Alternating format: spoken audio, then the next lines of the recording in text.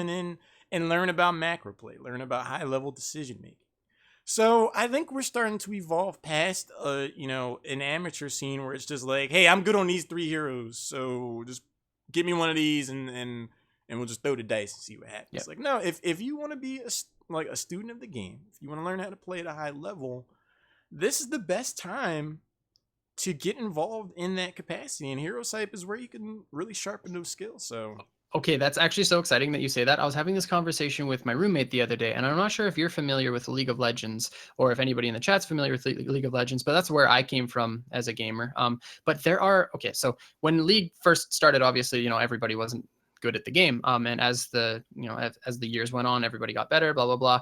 And basically, like, there are some things that you can do on certain heroes that are actually named after players. Like, there's a move when you're playing Lee Sin called the Insec, and that's named after Insec. He's a player.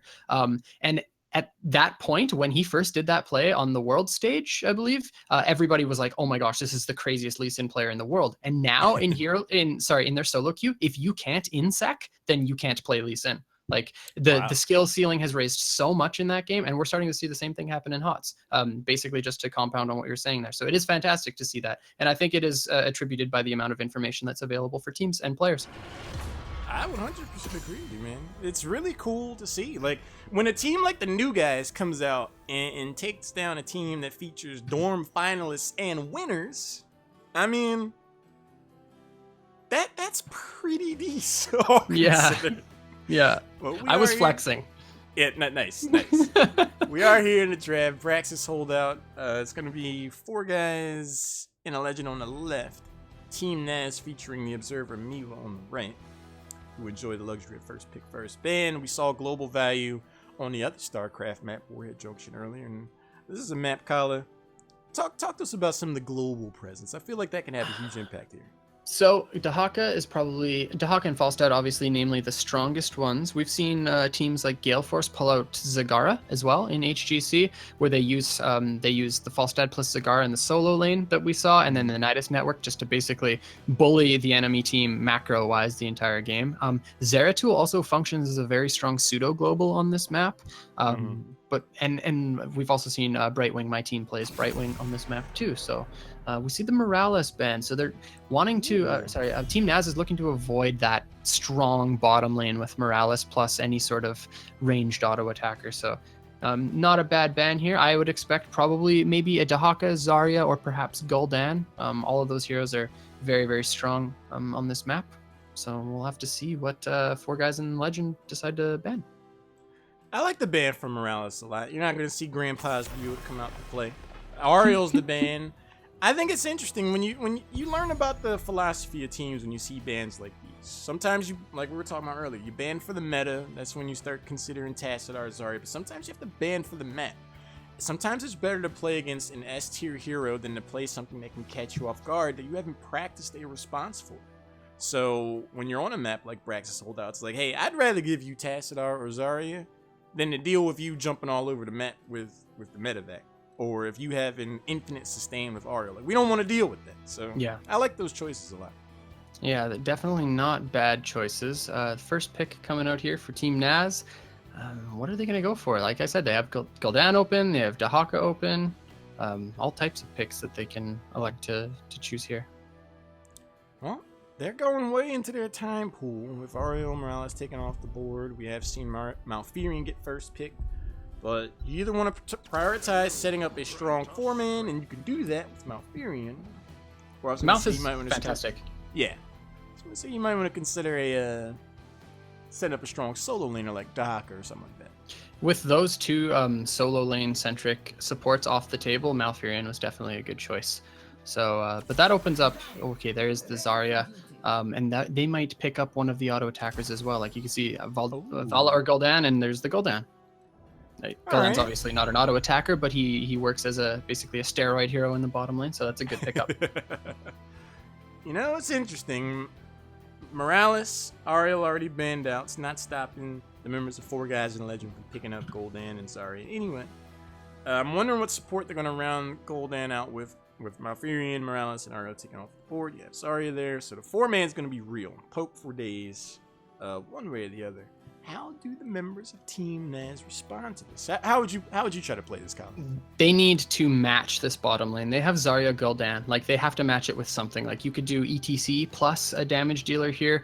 With the Zarya, you could be looking at picking up Tychus. I would definitely be looking at something like that. You can't just pick something that's more passive in this bottom lane, because then you have to force all of your resources on the top, because you'll be losing bottom.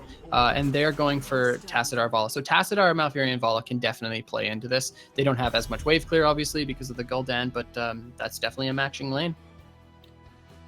Yeah, I like this choice a lot from them. Vala Tassadar, that's a synergy as old as time these days, brought to us by the good folks over in the Korean region. Dahaka's going to get banned out, trying to choke out some of those options for a strong solo laner. Don't want that global pressure. You don't want Dahaka showing up, dragging Gul'dan at an inopportune time. I can get the value behind that. Yeah, so the Dahaka ban was actually smart. It was either you ban off their warrior in the solo lane, or you look at top side. So banning off the Dahaka is actually a really good idea. And now this ban for Team Naas, I think they might even just go with the solo damage dealer on the bot side with Gul'dan, picking up another warrior and then their support. So maybe also focusing on probably the warrior. Okay, they're looking at Lucio then. Lucio plus Zarya, that's so much sustain, right? Especially with the Gul'dan. So that's not a bad ban either. Just the only issue is the no cleanse. Yeah, I get the idea behind this. With two supports already banned out, you got one of the best in the game in former Malfurion already picked up. Lucio's not the worst ban in the world by any stretch of the imagination. You do open the door to have some of the warrior monopoly taken away from you. And this is the live patch, so there is something to be said for Uther still hanging out there. There's a talent at level 7 that he gets. Anyone that gets stunned or rooted, if Uther heals them, the 25 armor that they normally get gets jumped up to 75. And then you throw Zarya's shielding on top of that, you could have a really difficult time taking someone out. So the Lucio ban might end up actually backfiring if Uther gets picked up. Yeah, exactly. Yeah, the new Uther. I haven't even really considered that because I haven't seen him played in any sort of competitive setting. So yeah, absolutely. Good call there. I hadn't thought of that one. Yeah, like it's a really interesting alternative to cleanse because you think about it. Malfurion gets a root on Gul'dan. It's like, all right, guys, we jump on him. Uther heals them at all. They're only eating 25% of the damage. So Gul'dan sticks around and he has self-sustain himself, so he just drains somebody and gets his health back. Wait, that's exciting. Oh, okay, so we see the Brightwing. They're gonna go Varian. I actually think you were right about the. I don't know. Yeah. I'm just saying. I feel like, you know, if I'm 4 guys in the legend and Lucio gets banned, I'd have been like, haha, you've activated my trap card, and I would have. Oh my gosh. I mean, light abandoned snowman and everything else, I would have gotten Uther for sure. Yeah, and of course you would go Divine Storm, right? Every time, Kappa. Same. Yeah, same. I actually like Divine Storm. Wait, so we're not friends anymore? Is that what you're saying? Oh, I'm just joking. Well, I mean, they don't really have anyone die for. I don't know. We will definitely see. Varian pickup against the Tassadar. It's definitely a good call. We're probably going to see him picking up Shattering Throw. I expected it last game against the Lucio, but the Mortal Strike actually ended up gaining a lot of value. So we'll have to see what ends up going there. It got the new guys further in the tournament, that's for sure. 2 heroes to pick, 5 seconds left for Team Naas. They need a warrior, they need a solo laner. See what they go for. I like the Muradin. Sonya, interesting. Wow, okay, so that is... Okay, so Brightwing offers, like, you can actually pick, like, a Leoric here, something that, or even Ragnaros, like, anything like that that doesn't necessarily always win the solo lane because you have the pressure from Brightwing. Brightwing can teleport up, give some heals, polymorph on engages from Sonya, etc.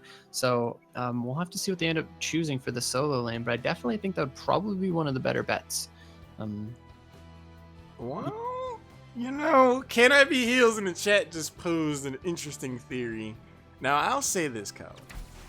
All right, we're going to see well, who's solo Wait, what? lanes, then? Hello? Is it gold? No. Wait. Uh-oh. Is that Varian solo lane against Sonya? Because it can't be Zarya solo lane, that's awful. It can't be Gul'dan solo lane because then they don't have any wave clear. It can't be Brightwing solo lane because then they don't have any... Wait, is it Zul'jin solo lane? No, because then he's not stacking you one axe. It has to be variant solo lane, doesn't it? I just had to. Huh. It does, doesn't it? I feel like it has to, because you need that stacking damage from Zul'jin going into the late game, or else he's going to be effectively useless. I think it might be the variant in the solo, because he doesn't have kill pressure into Murd and Tassadar, Vala, and Malf. Like, there's no way if he charges in, he's going to get Murd and stunned and then rooted and take like infinite damage, right? So I think it might be variant solo. That's a little wild. We'll have to see how it plays out. I mean, so if Varian is the solo laner, he's gonna be hanging by his tower, just waiting for level 10. I just don't know. We're gonna see though. Over on the left side, we got 4 guys in the legend. We're gonna see Jin playing Variant, Legend's gonna be on Gul'dan, Elhaim is on Brightwing, Taliant's on Zul'jin, and LZ Gamer rounded out on Zarya. And on the right in red is Team Naas. We have Miwa on Muradin, Mokri on Tassadar, Diamond Neil on Vala, Brown Bala playing that Sonya, and Waffle Copter on Malfurion.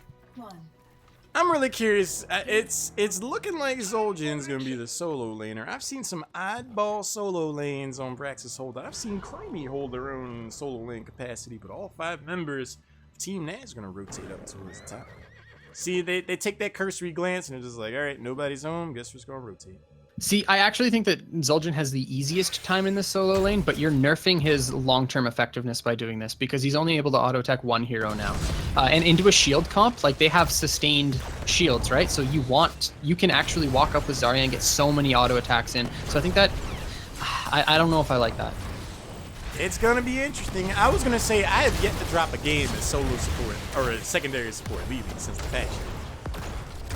I've solo laned on Braxis and it doesn't work. See, so, like, we do see know. Zul'jin just commanding the lane on the top side. Brown Bala on the Sonya already has to walk back and tap, but again, not gaining as many stacks as he regularly would have. I'm still baffled. The flank from Miwa goes around, good amount of damage in on Brightwing. LZ Gamer enjoying a full energy bar. Of course, stepping back, Jin steps forward. Miwa could be a target. The Dwarf Toss is there. Diamond Neil gets around that corner. That could have been a thing. Legend catches the shield from Zarya. Both these teams trading barbs in the bottom lane. Damage going out onto both in this top lane as well. Brown Bala managing to trade pretty well into the Zul'jin pick, but no tap available, and he's getting chunked out, so the lane is going to sit there for a little while, and they're both deciding what they're going to do next. Shield goes in, LZ Gamer steps forward, Jin get out there and beat somebody, parries each one of the tower shots, Diamond Neil getting some a decent amount of poke damage. LZ Gamer rotates back, should have their well available to them. Miwa eventually caught forward, catches the shield from Tassadar, who hits their E-key. Polymorph goes in on Vala. Both of these teams just... No one's overextending. The positioning is proper from both sides. Miwa is kind of tempting fate here and there, but no takedowns just yet. Yeah, and actually both beacons picked up for 4 guys in Legend. And they're managing to channel, already at 26%, so this is really good pickup by them. Alright, Miwa eating a boatload of damage. Diamond Neil gets the shield. Diamond Neil, what team was he on in Heroes of the Dorm? I can't remember now. Yeah, I'm not sure. There are a lot of teams. But Miwa tries to claim this bottom on deck. Gets held up for the moment by LZ Gamer. Catches the stun. The root goes in. Diamond Neil vaults out of there. Low on health. And they're catapulted. Go for launch. 100% shield. And the Zul'jin solo lane proving me wrong. Yeah, it's true. That particle grenade too with the snipe onto Vala. It looks like 4 guys are just looking at snowballing this early game. So like, yeah, Zul'jin obviously completely decimates Sonya in the solo. But yeah, not gaining a lot of stacks on the passive, but at this point it doesn't look like it's even going to matter, just because of the amount of experience that they already have on their opponents, pushing in on this top side, looking at that first fort. Yeah, I mean, Zul'jin's more than happy to just ask Sonya if they want Axe, it would seem. And Sonya's response thus far, if you ask me, Kyler, is a resounding no. Because it's 100% Zerg Rush going to claim this top fort, and the members of 4 guys in Legend will step past that even. Still, with a level and some change lead, this is getting out of hand. This is a huge lead. Jin on the variant in the bottom too, just like looking at these towers, managing to drain all of the ammunition, obviously, pushing in this minion wave against the Murd, and topside, they're continuing to push with the rest of this Zerg wave here, Hilarion.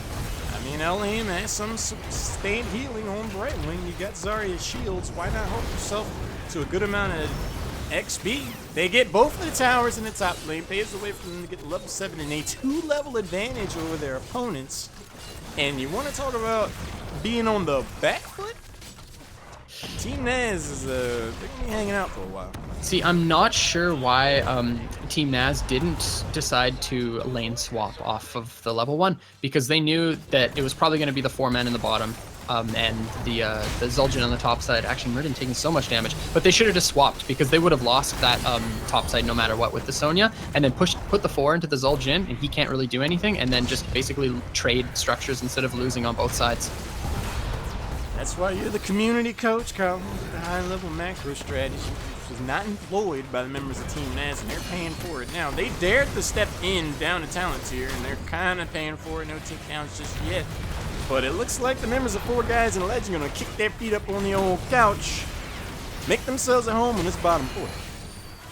Yeah, and they're pushing in for a second 4 here. As you said, the talent advantage, still half of a level needed for Team Naas in order to pick up their 7s, which is probably going to be a fight that they're looking to force, because they actually do have a pretty good team fight comp. So if they're able to get a decent team fight come level 7, that'll be really good for them. But looks like they're just looking at getting to these waves, maybe electing to take their camps too to try to get some pressure out. But yeah, this early game was a little bit wild here, Lauren. A little bit. I mean, I really like the decision making from 4 Guys and other Legends thus far. They got so far ahead in experience and structures that they committed to a 5-person rotation to the bottom lane. Let Sonya soak all they want in the top lane. They still haven't gotten level 7 yet. No. And they're able to bully out that bottom fort, so they're not too far away from their heroics. They're so far in, not level 7 here. Like, that's a crazy rotation. This is very dangerous for them. They actually do manage to get out pretty safely. They have their camp pushing the top side. Maybe we can do a little bit of damage to these towers. Level 7's picked up, so they're going to be looking at forcing a fight before 4 Guys are able to pick up their level 10 advantage. It almost seemed like something of a desperate gesture. I'm glad someone on the side of Team Naas looked at the top of the screen and they're like, wait, that's a 6, not a 9 for us. They have the 9. We should go. So they backed out of there before disaster completely struck. No. Ballah's gonna get caught out. Brown Ballah's spinning for their lives, gets the takedown on Zarya, and stays alive for the moment, actually, before Legend finds his Q key, takes him down with a fell blast. See the rotation. Italian on the flank. 1 for 2 trade there. The door for Tassadar. Toss, no green. Swirly enough. Yeah, I think it was the right call. Yeah, the charge goes out onto Tassadar, and he goes down. Holy cow, this is actually, like, it's so hard to pay attention to what's going on, because I think that was the right call. Ooh, there was a little bit of a whiff on the fear there, but Murden is caught. Not quite enough damage to bring him down, but okay, I do think that them invading there was the right call, but they just executed it improperly. Sonya was a little bit too far forward and wasn't able to stay up to that last Gul'dan Q. I want to know who pinged Talia right there, because he threw the hook shot, he threw the Kobe, missed the guillotine. Murden's able to get away, and then someone just pinged him. Like, Talia needs help. But Miwo on the chase, gets the dwarf toss in there. The Brightwing teleport is not going to be in time. Zul'jin goes down. We see Team Naas showing some signs of life. Or perhaps I spoke too soon. With it's 3 the heroes. 10 to 8. Yeah, you just can't make that fight. Oh my gosh, that Q does so much damage from Legend. You can't pick those fights, even if the Zul'jin's down. And they have the camp pushing on the top side. They should have just elected to walk top and clear that camp. Just try to minimize the amount of damage they're taking. So yeah, they're probably just looking at ending now. 4 Guys, yeah, they have so much damage on this core, and not a whole lot that Team Naas can do about it. You're trying to step forward. Dwarf toss is out of there. With the core 20% in falling, that is going to be 1G, followed by another G. 4 Guys and a Legend, looking like 5 legends. I already said it, but I think the biggest problem was the fact that they gave standard lanes to a team that was looking for standard lanes. That pretty much just spelled the game there. Especially guillotine on Zul'jin. It's not. I don't mean to be punny, but it's it's a little bit of a troll build, if you will. Um, the fact that they gave standard lanes to a comp that was looking for standard lanes was the biggest problem. They should have definitely, or Naas should have put their 4 men on the top side, matched the Zul'jin, lose the push on the bottom, but then gain the push on the top. Instead, matching the solo, which is a losing lane, matching the 4, which is a losing wave clear lane, means you lose the shrine bottom plus lose the shrine top, no matter what way you look at it. I agree, man. I mean, I'm no expert. When I saw that Zul'jin pick come in, I blue screened, man. Like my brain just was like started dividing by 0 and just had to reboot. Like I didn't get it. But when you think about it, like, all right, Sonya Q's in, even if they have war paint, they're like, all right, LOL, I'm just gonna start hitting W on you. Zul'jin does more damage the lower his health gets, and it's just like a game of chicken. I don't think Sonya ever got anywhere close to the upper hand in. And he was sitting there regenerating, like, out in the open, like, daring Sonya to step in, because it was just exactly. like, you're going to lose. You're going to lose this trade. It's true. Yeah, the Zul'jin into Sonya was like 100% win, and they last picked it.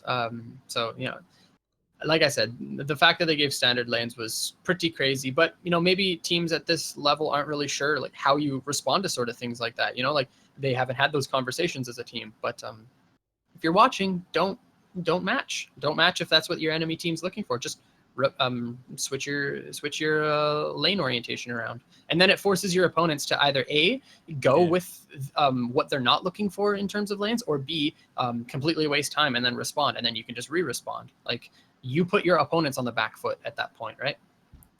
Yeah, I mean, there's being on the back foot, and there's falling over. Like they just fell back. Like it was kind of tough. Yeah.